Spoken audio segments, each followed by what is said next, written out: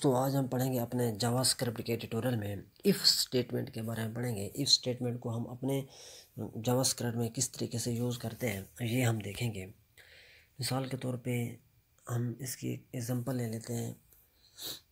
If है हमारे पास, if का मतलब है अगर, यानी कि अगर ये काम हो गया तो, अगर ये काम ना हुआ तो क्या होगा।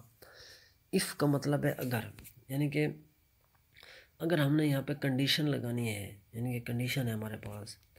अब वो कंडीशन जो है वो ट्रू भी हो सकती है, फॉल्स भी हो सकती है।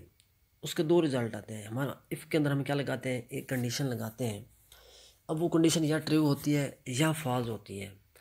अगर वो कंडीशन हो जाती है ट्रू तो हमारी उसके अंदर जो स्टेटमेंट देते हैं वो रन हो जाती है, ठीक है। अगर कंडीशन हो जाती है फॉल्स तो हमारी जो स्टेटमेंट होता है वो आउट हो जाती है, वो नहीं चलती। कंडीशन ट्रू होगी तो हमारी स्टेटमेंट चलेगी, कंडीशन फॉल्स होगी तो हमारी स्टेटमेंट नहीं चलेगी, हम जो भी स्टेटमेंट देंगे। अब इफ़ जो है, मिसाल के तौर पे हम एक और मिसाल लेते हैं। अगर आज मंडे है, यानी कि टुडे इज़ मंडे, अगर आज मंडे है, ठीक है, तो क्या हो, ये अगर हमारे ये स्टेटमेंट ट्रू है तो यहाँ पे क्या आ जाए, अगर हमारी स्टेटमेंट ट्रू है या फॉल्स है। अगर ट्रू हो जाए तो यहाँ पे प्रिंट हो जाए। अगर हम इसके अंदर हम प्रिंट करा देते हैं MON, यानी कि मंडे का एक शॉर्ट फॉर्म प्रिंट करा देते हैं। अगर आज मंडे नहीं है तो फिर फॉल्स ऑटोमेटिकली हो जाएगा, आउट हो जाएगा। फॉल्स लगेगा तो वो प्रिंट नहीं होगी, इसके अंदर जो भी स्टेटमेंट देंगे। यानी कि प्रिंट वो जो है ना शॉर्ट फॉर्म है, वो अगर फॉल्स होता है तो प्रिंट नहीं होगा, अगर ट्रू होता है तो वो प्रिंट हो जाएगा। यानी कि इफ़ लिखेंगे, उसके बाद राउंड कंडीशन लगाने का तरीका ये है कि हम इफ़ लिखेंगे, उसके बाद राउंड ब्रैकेट के अंदर एक कंडीशन देंगे, फिर करली ब्रैकेट के अंदर हम अपनी स्टेटमेंट देते हैं। अब कंडीशन जब ट्रू होगी तब जो अंदर जो स्टेटमेंट लिखेंगे वो हमारे रन होगी।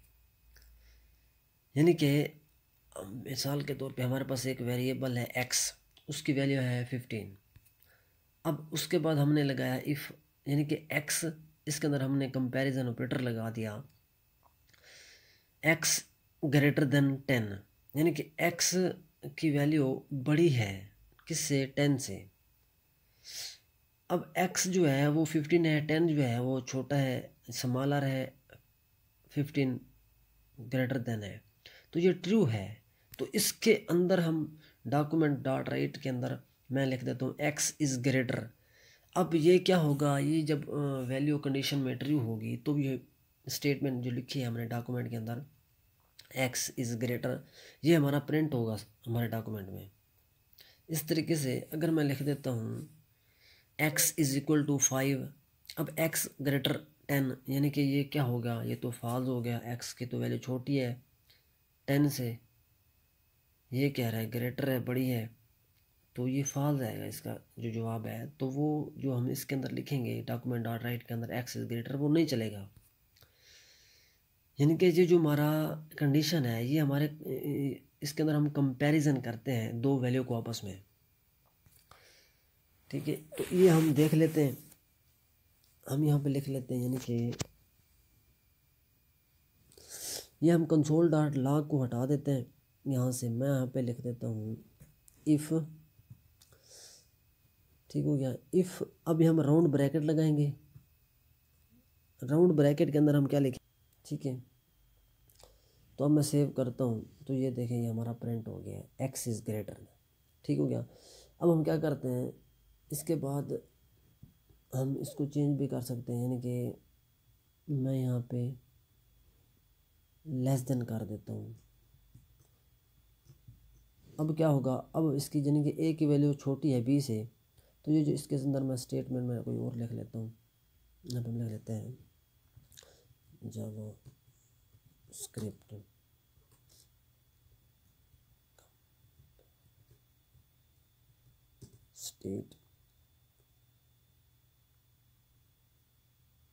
स्टेटमेंट। अच्छा, मैंने इसके अंदर लिखा है JavaScript comparison operator and if statement. मैं अगर ये a की वैल्यू है छोटी तो ये प्रिंट होगा, वरना नहीं होगा। देखा नहीं हुआ, क्योंकि इस ए की वैल्यू क्या है, बड़ी है।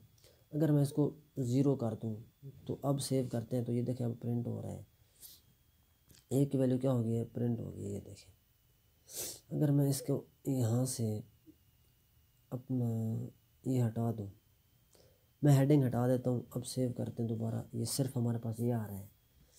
इसके अंदर मैं क्या करता हूँ, H1 हम लगा देते हैं, ठीक हो गया। यानी कि मैं इसके अंदर एक H1 टैग्स लगा देता हूँ, HTML हमें इसके अंदर लगाने लगे हैं, तो थोड़ा सा सेव करते हैं, ये देखें अब हमारे पास एक स्टेटमेंट प्रिंट हो गया। अगर इसकी जगह पे हमें और भी कंपैरिजन ऑपरेटर लगा सकते हैं, यानी कि हम यहाँ पे मैं क्या करता हूँ, इसकी जगह पे मैं क्या करता हूँ, मैं लिखता हूँ डबल इक्वल टू।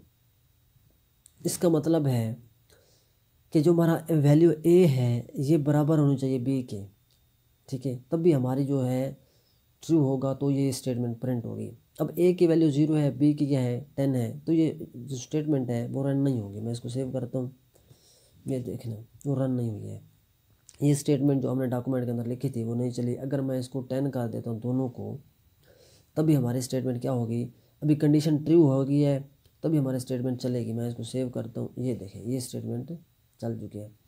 यानी कि इफ़ के अंदर हम ये लिखते हैं अगर ये हो जाए ट्रू तो इसके अंदर हम जो भी लिखेंगे वो हमारा रन होगा। अगर इसके अंदर हम नहीं लिखते तो वो क्या होगा, यानी कि अगर हम वो फॉल्स आता है तो हमारी स्टेटमेंट नहीं चलेगी। इसमें हम यहाँ पे हम क्या कर देते हैं, मैं कंसोल डॉट लॉग कर देता हूँ, ठीक हो गया, कंसोल डॉट लॉग, यानी कि ये हमारी कंसोल डॉट लॉग में क्या होना चाहिए, प्रिंट हो गया। अब मैं इसको यहाँ से सेव करता हूँ, तो यहाँ पे हम जाके अपने ब्राउज़र में इंस्पेक्ट करता हूँ,